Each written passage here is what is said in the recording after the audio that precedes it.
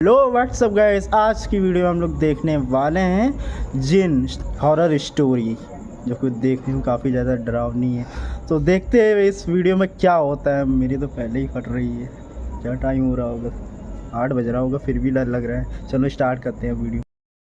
पिछले 4 साल में ये तीसरा फाइनली गाइस, पापा के साथ हम पांचों, हम 4 भाई बहन और माँ भी बार बार इस तरह सामान लेकर यहाँ से वहाँ भागते परेशान हो चुके थे। ये भाग सबसे ज्यादा दिक्कत आती थी बार बार स्कूल बदलने में। नया माहौल, नए लोग। जब तक हम थोड़ा संतुलित हो पाते, पापा एक नई जगह जाने का आदेश सुना देते। अच्छा, इस बार पापा का तबादला शहर से दूर एक छोटी सी पहाड़ी पर बसे गांव में हुआ था। ओह माय गॉड, हम चारों का मुंह लटका हुआ था। कितना एक तो हॉरर लग रहा है गांव, भाई। वो भी इतना पिछड़ा हुआ, न ढंग का स्कूल होगा न रहने की जगह। ऊपर से हमारे बड़े परिवार का छोटे मोटे मकान में गुजारा भी नहीं था। पापा ने बताया कि रहने के लिए डाक विभाग की ओर से एक पुराना बंगला तैयार कर दिया गया है, कोई दिक्कत नहीं आएगी। भारी मन से हमने अपना शहर वाला मकान छोड़ा और पहाड़ी के लिए निकल पड़े। हम 4 भाई बहनों में सबसे बड़ा मैं, रवि, फिर मुझसे छोटा सचिन, फिर हमारी 2 छोटी बहनें, एक विनी जो 14 साल की थी और सबसे छोटी सोनी थी। विनी चारों भाई बहनों में सबसे ज्यादा चंचल और खिलंदा स्वभाव की थी। हर समय हंसना, मुस्कुराना, खेलना, माय गॉड, कितना हॉरर लग रहा है भाई। परेशान करना, यही उसकी दिनचर्या थी। हम नए बंगले में पहुंच चुके थे। बंगला हमारे अंदाजे से कहीं गुना बड़ा था। बंगले का एक भाग हमारे रहने के लिए साफ किया गया था। बाकी लगभग आधे भाग में कहीं ताले जड़े थे तो कहीं भयंकर टूट फूट मची थी। कहीं कहीं दरवाजे पर सांकल लगाकर छोड़ा गया था। हम बंगले को घूम घूम कर देख ही रहे थे कि एक बूढ़ी महिला लाठी टिकाते आ गई। उन्होंने बताया कि उनके पुरखे भी इसी हवेली की देखरेख करते थे। वो अपने माता पिता की इकलौती संतान थी। शादी के कुछ समय बाद ही उसके पति का देहांत हो गया, तो वो वापस अपने मायके आ गई और इसी हवेली की देखरेख करने लगी। माई लगभग 75 साल की बूढ़ी महिला थी। हमारे परिवार को देखकर उन्होंने मेरी दोनों छोटी चुलबुली बहनों के सर पर प्रेम से हाथ फेर कर कहा, अल्लाह हाफिज। आप मुस्लिम हैं? माँ ने कुछ अजीब से भाव चेहरे पर लाकर कहा, जी मैडम, एक बात का ख्याल रखिएगा, बच्चियां बंगले के दूसरे हिस्से में ना जाने पाए। बच्चियों से मतलब क्या है आपका? मेरा मतलब बच्चे या बड़े कोई भी बंगले के दूसरे भाग में ना जाने पाए। जितना हिस्सा साफ किया है उतना ही भाग इस्तेमाल में लाए, समझे? लेकिन क्यों? ऐसा क्या है वहाँ? कुछ नहीं, बस बरसों से खाली पड़ा है और अधिकतर हिस्सा टूटा फूटा है। कोई दुर्घटना ना हो जाए इसीलिए एहतियातन कह दिया बस। बाकी जैसा आप लोगों की मर्जी। वो अपनी लाठी टेक कर जाने लगी। आप इस बंगले में नहीं रहती हैं? माँ ने हैरानी से पूछा। नहीं नहीं, मैं तो पास ही में बनी छोटी सी बस्ती में रहती हूँ। यहाँ से ज्यादा दूर नहीं है।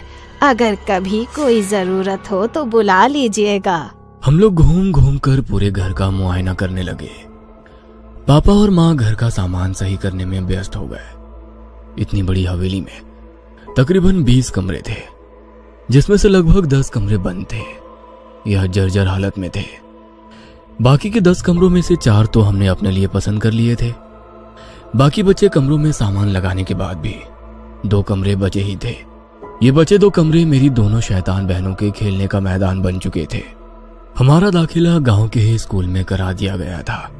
पापा को मिली सरकारी गाड़ी से हम जब तब आसपास के सुंदर दृश्य देखने निकल जाते थे।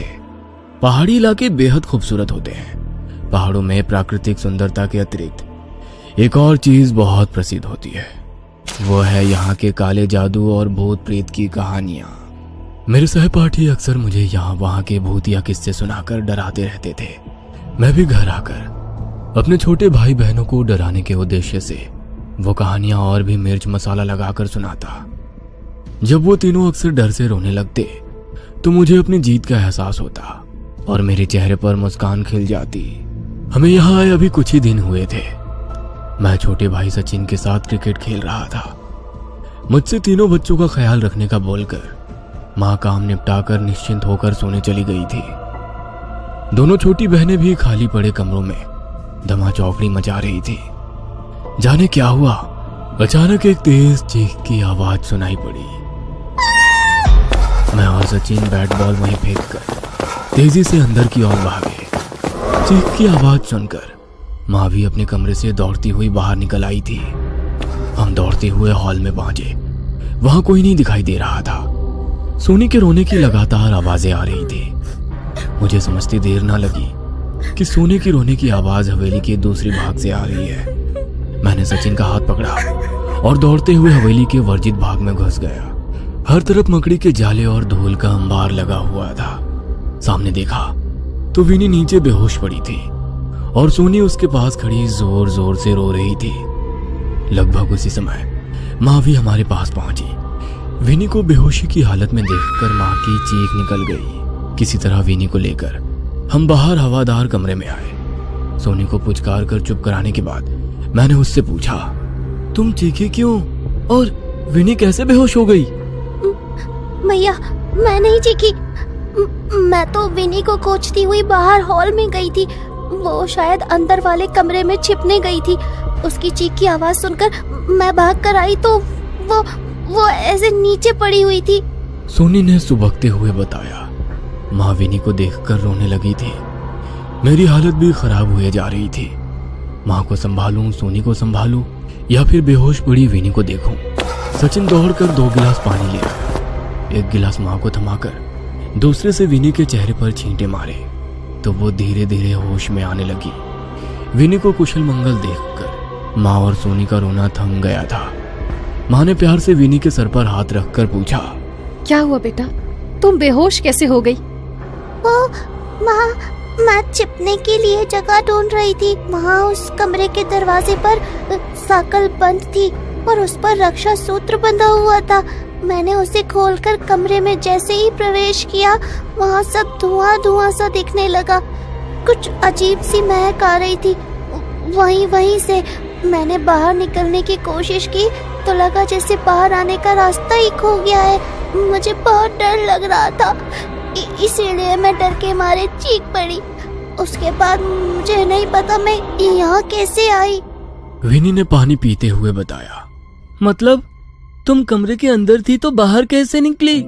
तुम तो कमरे के बाहर नीचे पड़ी हुई थी, सचिन ने कहा। मुझे नहीं पता भैया, लेकिन मुझे बहुत डर लग रहा है। अब मैं कभी उस तरफ नहीं जाऊंगी, विनी ने जवाब दिया। उस समय विनी को शांत कराना ज्यादा जरूरी था, इसलिए बात को वहीं रफा दफा करके मम्मी उनके लिए हलवा बनाने की तैयारी में लग गई। इस घटना से कुछ बातें मेरे मन में खटक गई थी। अगर विनी की बात सच है तो वहां दरवाजे पर मैंने कोई रक्षा सूत्र बंधा क्यों नहीं देखा? दूसरी बात, कमरे से विनी बाहर कैसे पहुंची? अंदर धुआं कहां से और क्यों आया? कैसी महक की बात कर रही है विनी? मन में विचित्र ख्याल आ रहे थे। बीच बीच में अपने सहपाठियों की भूताह कहानी भी याद आ रही थी। आज तक जिन कहानियों को मैं मनोरंजन के लिए सुनता था, आज मुझे उनके बारे में सोच सोच कर सेहरन हो रही थी। पूरी रात नींद मेरे साथ आंख में चौली खेलती रही। सुबह तक मेरी लाल सुर्ख आंखें मेरी रात्रि जागरण की चुगली कर रही थी। मैं कमरे से बाहर आया तो पता चला विनी को बुखार हुआ है। मैं फिर से चिंतित हो उठा था। शायद उसके अंदर डर बैठ गया था, जिसकी वजह से उसे बुखार आ गया था। दिन भर मम्मी विनी की खातिरदारी में लगी रही, लेकिन उसका बुखार कम होने का नाम ही नहीं ले रहा था। रात गहराते गहराते उसका बुखार सीमा से परे पहुंचने लगा था। वो बदहवासी में रात भर कुछ कुछ बड़बड़ाती रही थी। सुबह होते ही पापा की सरकारी गाड़ी में उसे अस्पताल ले जाया गया। अगले 3 दिन इसी तरह बुखार में तड़पते बीत गए। मम्मी पापा हॉस्पिटल में ही विनी के पास ही थे। आखिरकार चौथे दिन खबर मिली कि विनी की हालत में कुछ सुधार आया है। अगले 2 दिन और अस्पताल में बिताने के बाद विनी घर आ गई थी। विनी हम सबकी जान थी। उसके घर आने से हम सबके चेहरे की रौनक लौट आई थी। सब लोग धीरे धीरे सामान्य हो रहे थे, बस एक को छोड़कर। विनी अब पहले की तरह उछल कूद नहीं करती थी। अक्सर एक जगह पर गुमसुम सी बैठी रहती या हमें खेलते देखती रहती। पहले तो हमने इसे बीमारी की वजह से पैदा हुई चिड़चिड़ाहट और कमजोरी समझा, लेकिन यह सिलसिला अंतहीन हो गया। विनी अब कम ही बात करती थी, ज्यादातर समय वो अपने कमरे में ही बिताती थी। समय अपनी गति से आगे बढ़ रहा था। यही सब चलते चलते लगभग 6 महीने बीत गए थे। हम लोग बहुत कोशिश करते कि वो हमारे साथ खेले कूदे, मुस्कुराए, लेकिन उसके चेहरे पर कोई भाव ही नहीं आते थे। वह यूं ही भावहीन सी एकटक शून्य में ताकती रहती। ज्यादा जोर जबरदस्ती करने पर वो उठकर अपने कमरे में चली जाती और दरवाजा बंद कर लेती। माँ पापा उससे पूछ पूछ कर थक चुके थे कि आखिर क्या बात है, लेकिन उसकी तरफ से कोई जवाब नहीं मिलता था। फिर एक दिन पापा बहुत उत्साहित से होकर घर घुसे। पापा के हाथ में मिठाई का डिब्बा था। उत्साहित स्वर में उन्होंने दोनों छोटी बहनों को पुकारा और मिठाई का डिब्बा पकड़ा दिया। अरे मेरी पदोन्नति हो गई है, तनख्वाह भी बढ़ेगी और अगले 4 साल तक कहीं भागना भी नहीं पड़ेगा।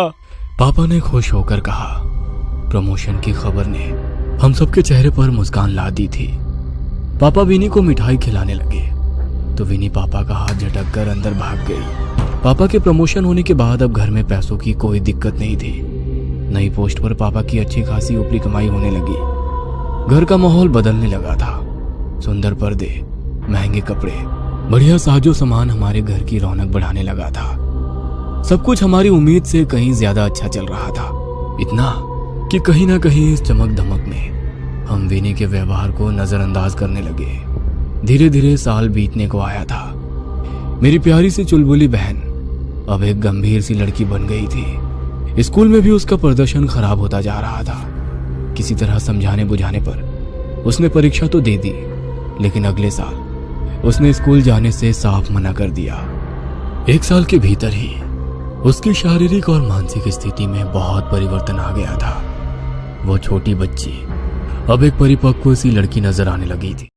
सो गाइस, अगर आपको इतनी स्टोरी में मज़ा आई हो, अगर इंटरेस्टिंग लग रही हो स्टोरी, तो हम लोग को सब्सक्राइब कर लो, बेल आइकन को ऑल कर दो और ठोको, लाइक करो, कमेंट करो। नेक्स्ट पार्ट बहुत ही जल्दी आएगा, ठीक है? बस इसको शेयर करते रहो, अच्छी खासी व्यूज़ पे फैला दो।